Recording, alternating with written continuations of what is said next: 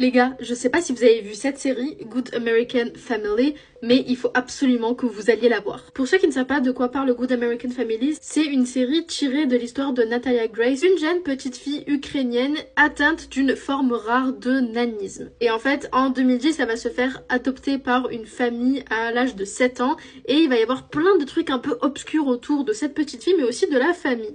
Dans la série, on va donc suivre cette famille après l'adoption de la petite, comment ça va se passer, les doutes qui vont commencer à se mettre dans la tête de la mère de famille qui va penser qu'en réalité la petite lui ment et qu'elle n'a pas 7 ans mais qu'elle est une jeune adulte. Et on va du coup dans cette série avoir les différents points de vue, le point de vue de la mère de famille mais aussi le point de vue de Natalia Grace et c'est méga intéressant. Premier degré, je pense que cette série m'a mis une claque. Il reste encore 2 épisodes donc elle n'est pas totalement terminée. Il y en a un qui sort mercredi prochain et l'autre la semaine d'après.